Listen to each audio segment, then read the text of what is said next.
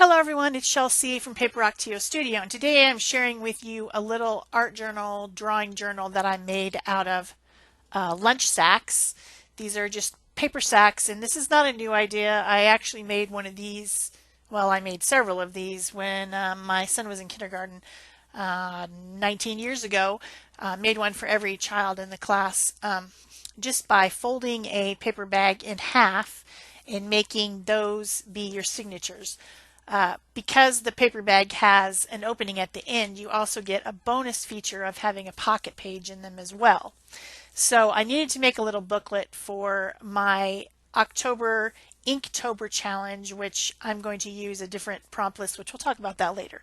But basically, this is the book that I made for it. So I'm using 7 paper sacks folded in half, and then I have 28 pages of mixed media paper, which I've cut into 4.5 by 4.5 inch squares, and I'm gluing a page on each side so that I have that. I'll end up with 28 pages with that, and then I'm going to insert some pages into the bonus pocket, and those are 4.5 by 5 inches because I wanted them a little bit longer, and so that they could stick out and be easily pulled in and out.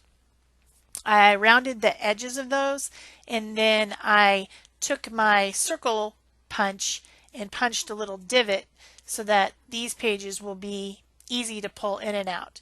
And once I inserted all of those, then I had 28 plus 7 pages, which is plenty enough for the 31 days of October with a couple bonus pages.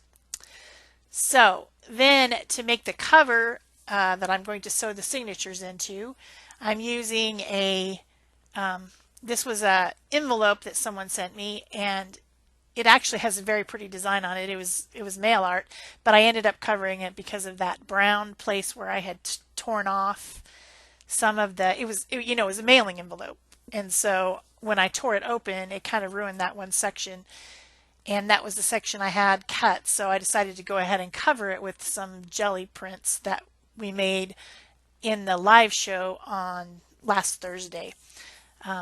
We did jelly printing that day, and I decided to use those to cover it. But before I did that, I cut the pieces. All the dimensions of everything that I did, I will put in the description box below the video, including links to the proper paper sacks and any other materials that I used. I will have that all in the description box below the video. So I made the cover in 3 different sections. I made a spine, and then I made 2 covers, and then I attached the spine to the covers using masking tape. That helps it to be able to bend, open, and shut very easily. If you just make it all one piece and score it, it has more bulk in the creases and it doesn't open and shut as easily. So that's the reason that I did that. Then I marked a line in the center of the spine, and then about a 1/4 inch on either side. I know that I have 3 signatures to sew in, so I made 3 lines, and then I marked the center of each line and then 1 inch from each edge so that I have 3 punched holes in each line to sew in 3 signatures. 2 of my signatures will have 2 sacks put together inside of each other, and the third one has 3 because there's 7 sacks. Then I used the cover to punch the first page of the signature, and then used that signature to punch all the other signatures until I had punched everything so that it's ready to be sewn in. Then this is when I decided to cover the cover because of that one messed up area. If that hadn't been there, I would have just left it because I think it's really pretty. But I decided to use one of my it's jelly print, but it's a jelly print with a lot of layers, kind of made into a composition. And it wasn't wide enough. It was an 8.5 by 11 sheet. It was not wide enough to cover the entire book. So I decided to do it in different pieces. So I have another jelly print that was basically just a cleanup print to clean up the plate to use as well to continue. Then where the seam was, I decided to make it more decorative by putting a piece of grosgrain ribbon over it to cover the crease because I thought that made it look nicer. So once I have the cover glued down to my covering of the cover, I am scoring around the edges and folding with the bone folder to make sure that I can glue in all those little tabs so that it has a nice edge all the way around. You could do this with scrapbook paper. You could do this with fabric. It looks really pretty with fabric, especially if you put a layer of thin batting in between and make it kind of like a puffy book. That was something I did a lot when I was younger. Made puffy things, puffy frames and puffy books and whatever. It looks cute, but this is an 8.5 by 11 piece of cardstock that has been jelly printed that I'm using to cover this. So I trim the edges and then fold them in and then glue all the edges inward to the inside of the book. And then I will of course cover that eventually as well so that it would all be nice and neat. If my thing is too fast for you, you can slow down the video by clicking underneath the video. There's an option to slow it to half as fast. Or I'm sure there's other tutorials if you don't understand what I'm doing. There's other tutorials out there for making and covering books. So the next thing I did was I got some copper thread, and I'm going to sew in all my signatures.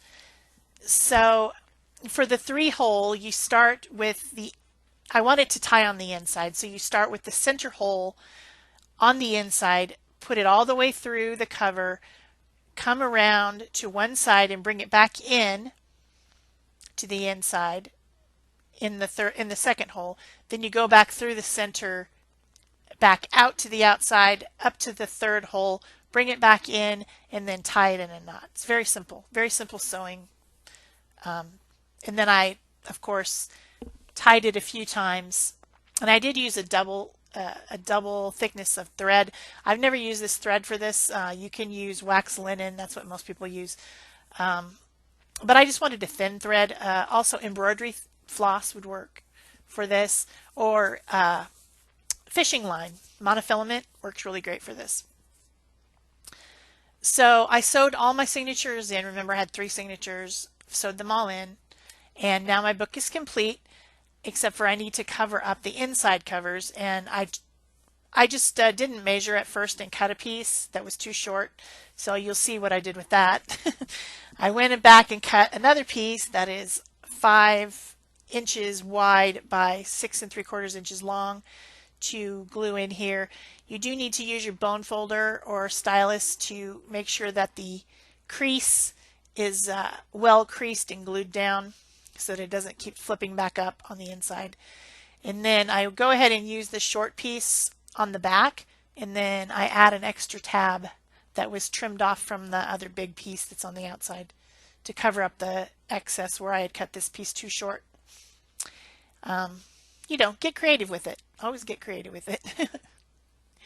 So this little piece I went ahead and cut with some decorative scissors to make it a little bit more, you know, like I intentionally did that instead of actually cutting the piece too short the first time. It was all intentional, obviously. Right. So then to keep the book shut, I am using another piece of that grosgrain ribbon to tie around it, and I'm going to just glue that down onto the back of the spine just so that the ribbon stays with the book. I think that also helps to kind of glue down those, you know, some of the glue goes into those little holes on the strings so that they don't come unraveled also. Then I took a scrap of that paper and punched out a couple little leaves and glued those as a decoration on the back of the spine, and then also added some bling with 3 little sequins just to make the back of the spine look more decorative rather than just having the ribbon glued across it. It makes it look, I don't know, more intentional, I guess. So I let that all dry, of course, making sure that those sequins were well glued. Sequins, they like to pop off. So I'm using tacky glue, which, you know what, I've been using that since I was a child and it still works great. I used it for everything on this. So the last thing I did for the cover is I used this stencil to stencil on a leaf because this is all very fall colors and it's an October challenge and it's fall and winter and you're not necessarily winter, but you know, fall, Halloween, all that type of stuff. So, and witches are very close to nature, so I thought a nature theme would be good. So I used coffee bean dilutions paint and then the PBO copper iridescent paint to stencil my leaf. And then now I have some potting soil archival ink and some stamps from Stampin' Up! From a long time ago. And I stamped on the front hashtag 31witches2 so that we know which challenge it is. And there is the list if you'd like to join me. Then I did day one because this was done on day one. Now, let me tell you a little bit about Inktober. It was started by someone named Jake Parker several years ago, and it's a phenomenon. If you search on YouTube, you will find people doing Inktober. And the idea of it is to have a daily practice of drawing. I know a lot of you don't like to draw. A lot of you think that you can't, but you can as long as you practice. And that's what this type of a challenge is for you to practice. And so the idea that Jake Parker had was to make an ink drawing. So a lot of them that you'll see if you search the hashtag Inktober are ink drawings that people have done practicing during the month of October. So if you search on Instagram, you'll see, you know, lots and lots of ink drawings. Now, I probably should do an ink drawing, and I will ink this drawing, but the way that I illustrate and the way that I draw is to draw in pencil first. I just can't, I just can't make myself do it. I erase too much. I try to erase less and less. I'm getting better, but I am not a professional illustrator by any means. I have so much practice to do yet. And so this type of challenge is great for me because I'm going to do a drawing every day in October. So I, of course, drew in pencil first. I don't know if that's cheating. If it is, Jake Parker, I'm sorry. Oh, the other thing I wanted to tell you is that Inktober has its own prompts. If you go to their website or whatever, you will find their prompts, but they didn't really interest me. There's other prompts out there. There's Drawloween, which is making a Halloween drawing every day that has a prompt list, you know, zombies and skeletons and all that type of stuff. And then I found this one on Instagram, which is was put out there by someone named Ochi Brochi. I don't know. That's what their Instagram is, and it's witches. It's all witches, and I like witches. I like the concept of witches, of natural magic. I read a lot of urban fantasy, so I wanted to do the witches, so that's the one that I chose. There's lots of them out there for you to choose from. So I'll be making a witch every day using the prompt list from Ochi Brochi, along with this being the Inktober challenge. So now I'm inking my drawing using my illustration pens from Faber-Castell. They're the Pitt Artist pens. Links below the video if you'd like to pick up some of these pens. They're perfect for this. Perfect. So I drew my little witch. She's riding a broom. She has a pointy hat so that you can tell she's a witch. But I think nowadays, if a witch were riding around in the cold fall air, she wouldn't wear a cloak and a dress and all that. That would be silly. So I put her in jeans and a sweater and hiking boots. So once everything was inked, I decided that to balance out the scene, I needed a couple little trees for her to fly over and a moon. And then I could stop here. This is now an ink drawing. I could stop, but you know what? I don't want to stop. I want to color because I like to color. So I got out my Japanese brush pens. Yeah, they're the Japanese colors and they came from Japan. but I think it's SAI, maybe that's what it's called. I don't know. Anyway, I'm using those for the predominance of the coloring in. It has a skin tone, which is good, so I can pretty much just use the pink and the skin tone. It has good colors in it. They're the Japanese traditional colors. So these are very water soluble, and I do have a mixed media paper on here, so I go ahead and do a little bit of blending and whatever, lightening a little bit in some places using a water barrel brush as well. And I think it just looks a little bit better once it's been blended out. I probably won't do this coloring method for, I mean, I'll change up everything that I do, and I won't be showing a video every day. It'll be probably every, I don't know. I'll be bunching up the drawings into multiple drawings in one video instead of making one every single day, because I have other stuff I have to show, like Big Stick Challenge and Mission Inspiration and design team videos and things like that. So probably 3 or 4 of them in each video, interspersed out the whole month.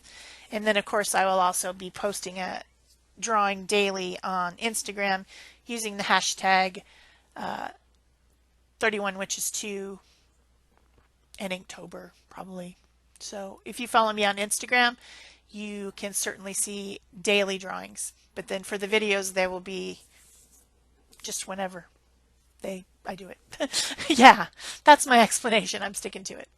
So I'm coloring and blending with my SAI brush markers. These literally have a brush on them, not just a felty tip thing that they might call a brush. It's an actual synthetic little brush on the end, kind of like a Zig Clean color. These just came out before that, and I ordered them, and then those other companies decided to make brush markers as well. In most cases, I'm using 2 colors in order to add some shadows, like you do, or else I'm blending. I'm putting one color and then blending it in with the brush to add some color variation, like in the case of the trees and the moon and her hat. Yeah, I think that's it. And then of course I will use my not Zig, what am I talking about? My white Posca pen to do the highlights. But before I do that, I color in the background using an Inktense pencil and then blending it with my flat brush in watercolor brush, just to add kind of a dark sky because the moon is out. So I wanted to make sure that you knew it was nighttime by adding in a dark sky. And I didn't feel like doing that with the brush pen because that was a lot to cover. And I did end up pulling out my little pocket page there because where the little tab was, I felt like I might get some of that on the next page. So I pulled it out to save myself from doing that. Because I would probably do that and then I would have to work around it. So this is day 1 of hashtag 31witches2, being the 2nd year that it exists. Here I am using my white Posca pen for highlights. If you've enjoyed this video, please remember to give me a thumbs up and to leave a comment below so I know you were here. Subscribe if you haven't already, and be sure to turn on your notifications if you want to actually get notifications. And you can also pin this on Pinterest or post it on Facebook. Those things are all helpful. And that's it for me. Thanks. Bye-bye.